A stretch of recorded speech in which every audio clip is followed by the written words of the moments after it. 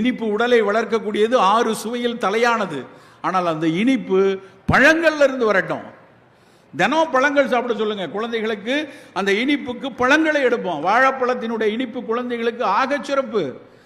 சக்கரை வியாதிக்காரங்க மட்டும்தான் வாழைப்பழம் சாப்பிடாதுன்னு சொல்றோம். ஆனால் எத்தனை விதமான வாழைப்பழம் இருக்கு. முந்தானத்து எங்க வீட்டில் குலை தெளிச்சு அப்படியே அந்த பழத்தை அறுத்து ஒரு 120 பழம் கிட்ட 150 பழம் இருந்திருக்கும்னு நினைக்கிறேன். ஒரு 4வது குலை அது. ஒரு ஆட்டோ ஓட்டுநர் என்கிட்ட சார் நீங்கள் வீடு இப்போ தான் கட்டியிருக்கீங்க கேள்விப்பட்டேன், இந்த வாழை மரம் வைங்க சார், நல்லா காய்க்கும்னு சொன்னார். நேற்று 4வது 5வது குலை அது. அந்த வாழைப்பழத்தை எடுத்து அந்த சுவை, அந்த பழுத்த அந்த குலையிலிருந்து எடுத்து முதலில் பழுத்த அந்த பழத்தை அப்படியே தேன் அமிர்தமாக சாப்பிட்றேன். அதனுடைய ஒவ்வொரு தாரா அறுத்து ஒரு சீப்பாக அறுத்து ஒவ்வொரு நண்பருக்காக ஃபோன் பண்ணுறேன். டேய் வாழைப்பழம் பழுத்திருக்கு, அதுக்கு உனக்கு கொடுத்து விடுறேன். வாழைப்பழத்தை யாரா சாப்பிடுவாங்க, நீயே வச்சுக்கோடா, வேணா பக்கத்தில் எங்கேயாவது பிள்ளையார் கோயிலில் வேணா போய் கொடு. பல பேர் வாழைப்பழத்தை 10 ஸ்டாண்டாக மட்டும்தான் வச்சுருக்கான், மறந்துட்டானுங்க. யார் வீட்டுக்காவது நம்ம இப்பெல்லாம் போகிறோம் வீடுகளுக்கு, யாராவது வீட்டுக்கு போகும்போது வாழைப்பழம் வாங்கிட்டு போங்களேன், வந்துட்டாயா. நம்மளாம் ஆப்பிள் வாங்கிட்டு போகணும், அப்படியே மெரிடியன் ஃப்ரூட், ஆரஞ்ச், இல்லைன்னா கிவி, இல்லைன்னா டிராகன், அது வாங்கிட்டு போனால் தான் மதிப்பு. ஆனால் நம்ம ஊர் பழத்தை எடுத்துகிட்டு போகிறதுக்கு மதிப்பு இல்லை. சவுதியிலிருந்து வரேன், என்னுடைய பேக் ஹேண்ட் லக்கேஜ் 7 கிலோ. ஆனால் அன்றைக்கி ஒரு 8.5 கிலோ ஆயிடுச்சு. என்ன 8.5 கிலோன்னா, சார் அதெல்லாம் அனுப்ப பண்ண முடியாது சார் அப்படின்னா. என்ன பண்ணான்னு எனக்கு தெரியல. அதில் 3 கிலோ பேரிச்சம்பழம் இருக்குது. அதை திறந்து அங்கே அஜ்வா அப்படின்னு இஸ்லாத்தில் கொண்டாடப்படக்கூடிய பேரிச்சை அது.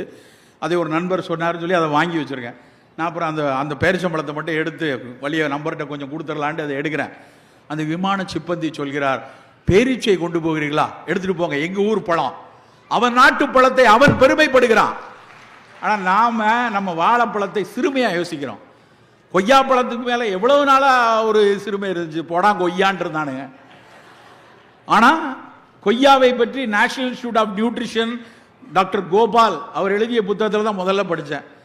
இருக்கிற பழங்கள்லேயே ஆகச் சிறந்தது சிகப்பு கொய்யா. அந்த கொய்யாவினுடைய சிவப்பு கொய்யால அந்த கொய்யா பழத்தில் விட்டமின் சி இருக்கு, பி இருக்கு, ஃபைபர் இருக்கு. அதில் இருக்கக்கூடிய சிவப்பு நிறத்துக்குள்ள லைகோபீன் இருக்கு. லைகோபீன்கிறது ஒரு மிகச்சிறந்த ஆன்டி ஆக்சிடென்ட். அப்போ நம்ம வீட்டு பிள்ளைகளுக்கு இனிப்பு வேண்டும் என்றால் பழங்களை கொடுக்க வேண்டும் நண்பர்களே. தினம் ஒரு பழம் சாப்பிடட்டும். காலையில் கண்டிப்பா அது நேந்திரனா, செவ்வாழையா, ரஸ்தாலியா, கதலியா, மலை வாழைப்பழமா, சிறுமலை பழமா, நாட்டு பழமா, மோரிசா, எத்தனை பழம் இருக்கு வாழைப்பழத்தில். ஒரு பழத்துக்கு ஒரு மருத்துவ குணம் இருக்கு. செவ்வாழை சாப்பிட்டோம்னா நின்று கொண்டே பணியாற்றக்கூடிய ஆசிரியர்கள், நின்று கொண்டே பணியாற்றக்கூடிய காவலர்கள், அவங்களுக்கு குதிகாலில் ஒரு வலி வரும். அந்த குதிகால் வலிக்கு நவீன மருத்துவர்கள் கால்கேனியஸ் பர் இருக்கலாம், இந்த கால்கேனியஸ் போனில் ஒரு முள் மாதிரி ஃபார்ம் ஆயிருக்கலாம், இல்லைன்னா பிளான்டார் ஃபேசைட்டிஸ், அதுக்கு மேலே இருக்க ஃபேசியா கொஞ்சம் இன்ஃப்ளேம் ஆயிருக்கும் அப்படின்னு சொல்லுவாங்க நவீன மருத்துவர்கள். அதுக்கு ஆகச் சிறந்தது செவ்வாழை. ஒல்லியா மெலிந்து இருக்கிறதா நேந்திரன் வாழை கொடுக்கலாம். மலச்சிக்கல் இருக்கிறதா எங்கள் ஊர் பக்கத்தில் நான் சாரெலாம் திருநெல்வேலிக்காரங்க நாட்டுப்பழம்னு சொல்லுவோம். அந்த நாட்டுப்பழத்துடைய தொலியை உரிச்சோம்னா தொலி வந்துருச்சா தெரியாது, அவ்வளவு நார் இருக்கும், நாராக இருக்கும். நாளைக்கு மாரி செல்வராஜ் சார் வராரு, வாழையை பற்றி நீங்கள் இன்னும் கொஞ்சம் கேட்கலாம். அந்த வாழை பழத்தை அவ்வளோ விரும்பி சாப்பிடுவோம். எங்கள் அப்பா எங்கள் தாத்தாலாம் சொல்லுவார், ஒழுங்காக வெளிக்கு போலேன்னா தினம் காலையில் அதை சாப்பிட்றா. சின்ன பிள்ளைகள அப்பா அம்மாக்கள் மிக கவனமாக பார்க்கிற இடம், ஒழுங்காக கொல்லைக்கு போகிறானா, ஒழுங்காக வெளியே போகிறானா, எல்லா பிள்ளைகளையும் பார்ப்பார்கள். இப்போ பல பேர் வீட்டில் கேட்டால் அவன் வரும்போது போய்க்குவான். எப்போ வரும் சார்? அது 2 நாளைக்கு ஒருக்க எப்படி வந்துடும் சார்?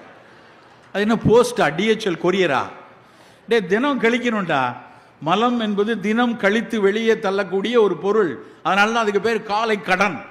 கடன் உள்ள வச்சா வட்டிக்கு மேலே வட்டி வரும். பல பிள்ளைகள், சிறு பிள்ளைகள் காலையில் மலம் கழிக்கிறதுல. வாழைப்பழம் கொடுங்க, காலையில் வாழைப்பழம் சாப்பிட்டாலே போதும். நிறைய பேர் ராத்திரியில் சாப்பிடணும்னு நினைக்கிறாங்க, அப்படிலாம் இல்லை. காலையில் வாழைப்பழத்தை முதல் உணவாக எடுத்துக்கொள்ளுங்கள். தினம் மலம் நல்லா கழியக்கூடிய தன்மை இருக்கும். ஸோ இனிப்பு என்றால் பழங்களை சிறு வயதிலிருந்து கொடுங்க.